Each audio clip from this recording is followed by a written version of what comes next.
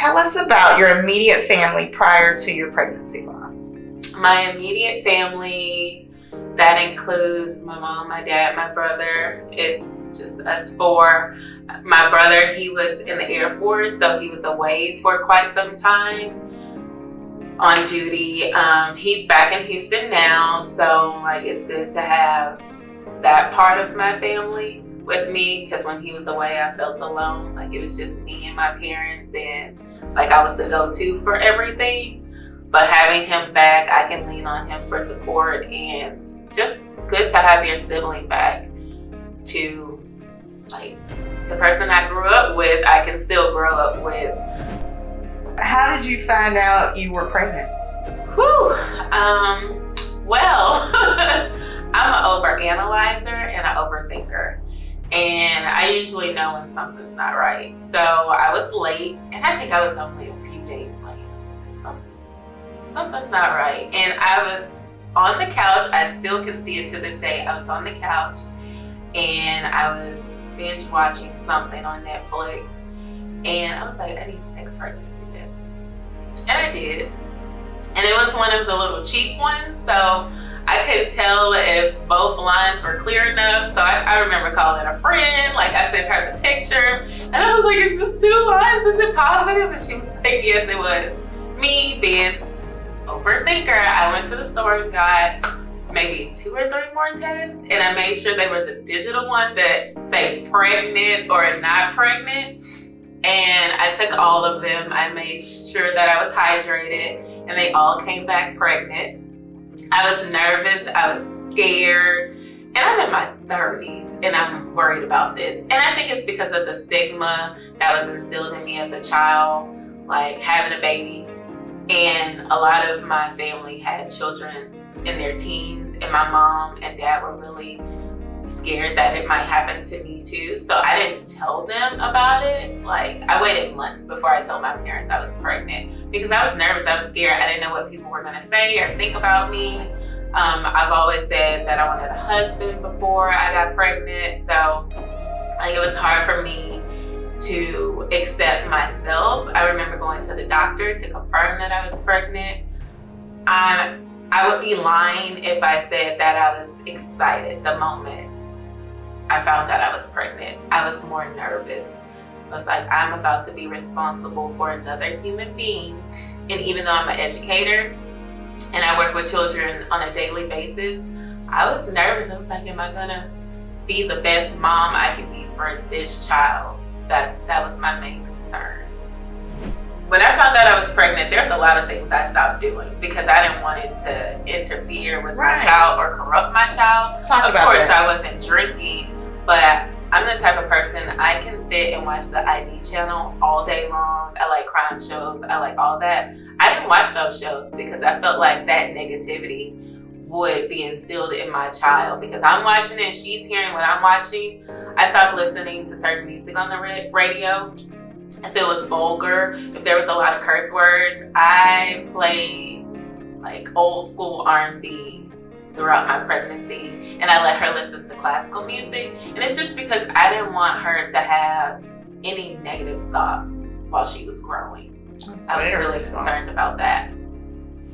What happened the day of your pregnancy loss? Can you walk us through that day? Yes, I can. I remember, once again, being an overanalyzer and an overthinker, I felt like something wasn't right.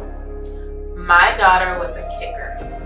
I used to call her Kung Fu Kyhrie. That was her nickname, because that's how much she moved. I felt like she was in there teaching somebody else Kung Fu, little Bruce Lee. But she wasn't moving. And I love music. She loved music. When I was in church and it would be worship time, like I could feel her moving around during praise and worship. And like it was constant. And I remember feeling like a jerk one day, and it didn't feel normal. And then I didn't feel any movement after that. So I got extremely nervous. I tried to do some things at home, like eat something sweet, maybe she'll move around. That didn't work. My friend had a heartbeat monitor that she had let me use. So I had hooked that up to myself, and nothing. I called my doctor right away. She said, go right into the hospital. So I rushed to the hospital. I don't even tell anybody I'm going to the hospital yet. I just rushed to the hospital because I was scared. I get to the hospital, I'm in the waiting room, I'm praying, I'm like nervous. So they call me back, they hook me up to the ultrasound, and the doctors are quiet. And I'm thinking to myself, why are you quiet? What's going on? You're not telling me anything. So I asked, what's going on? And one of the doctors, it was a male doctor, I'll never forget this, he told me there was no heartbeat. And me not thinking rationally, I was like, okay, so what do you need to do? What can be done? Nothing, there's no heartbeat, she's gone. It took me some time to register that because of the comment that came right after it, and the doctor was like, why didn't you come in sooner? I thought I came in as soon as I should, and I followed my doctor's advice. She told me to come to the ER, and I did. So I thought I was doing the right thing. I don't need to be blamed right now. That's probably already going in my head. So I'm silent. I call my mom and I tell her, hey mom, there's no heartbeat. Of course, she's taken aback, first grandchild, and she's not even gonna make it. So I remember calling my daughter's father. I had to call several times before getting a response to let him know what was going on. And I was just thinking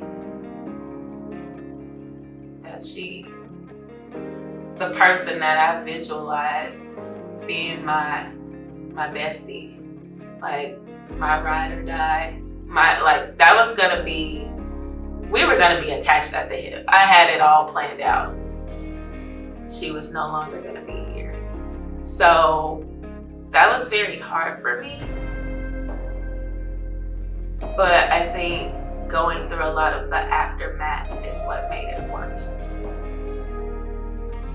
And I say that because I had to sit with my baby and me for 3 days. And mind you, she's gone. So they're hooking me up to monitors to make sure things are still going okay. They wanted me to give a natural birth. I always knew that that was never going to be an option for me because I have a chronic illness. I was already high risk. They tried to induce me.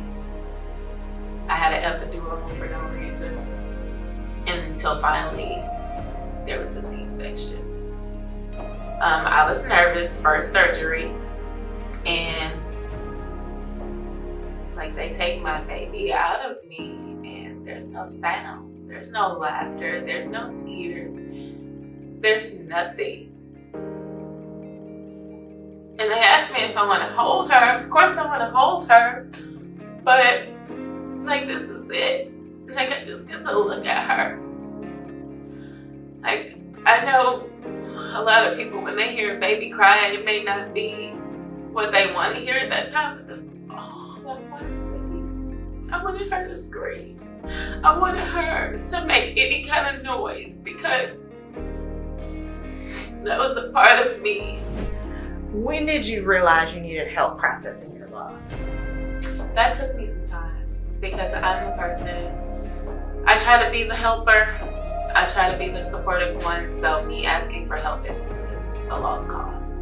I'm very bad at it. That is something I'm working on because I dealt with a lot of my emotions. I kept a lot of things inside, and it was mainly because of some of the feedback I was getting when I did, like right after getting out the hospital. Not only was leaving the hospital horrible for me because I'm seeing other mothers come out with their babies and all I'm leaving with is a C-section scar, like the memory. And I remember getting in the car, my parents picked me up and I was bawling just out of nowhere.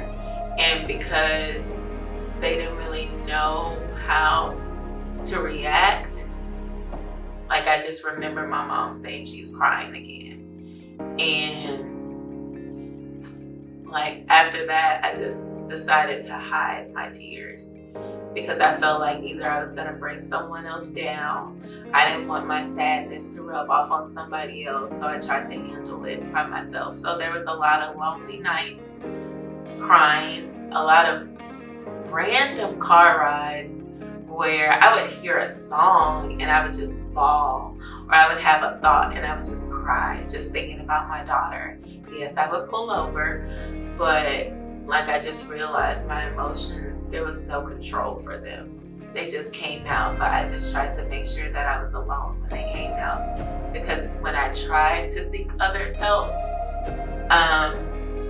it was hard. It was hard for them. And I understand that because it was hard for me and in a different way. But one thing that really helped was leaning on my friends. Like, they were very supportive. I have a friend who had a miscarriage, so she helped a lot. Co-workers, because I had just started a new job, and the school that I work at now, Presbyterian school, like the support system from them helped me a lot. The parents, the staff, my colleagues. I found out from other teachers there that they have experienced loss too. So it was like I had people to lean on. So that really helped.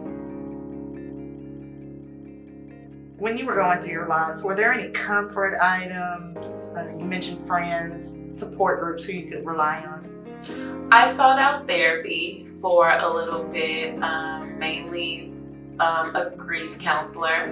And that really helped too, because my therapist really made me feel comfortable about me grieving. She even told me something I didn't even think about, like how I can schedule my grief. I never knew I could do that. I was like, oh, I can sit down and say, okay, it's time for me to think about Kyhrie, cry. And because I had mentioned to her, it happens a lot when I'm in the car, and that's not really safe.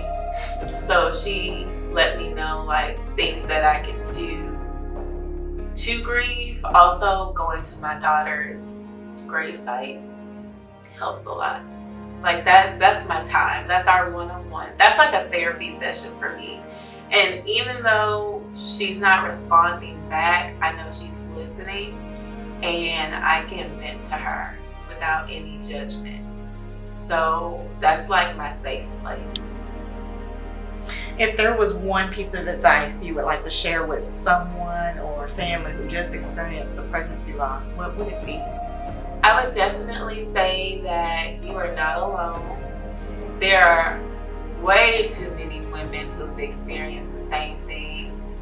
Do not ever downplay your loss, because I know some people will find the difference in a miscarriage and a stillborn. Always say a loss is a loss. Reach out to those who may have experienced the same thing, because it'll be a little easier to talk to someone who can understand what you've been through. And I would also say, be vulnerable. One thing that was hard for me was being vulnerable, but the more I open up and let my emotions out about my circumstance, the more support I gain.